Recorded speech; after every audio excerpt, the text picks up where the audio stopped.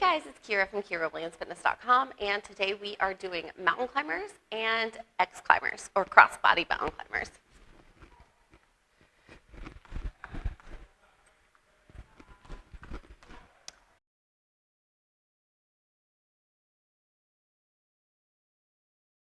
We are going to start in a high plank, so our shoulders, elbows, and wrists are all going to be stacked in one straight line.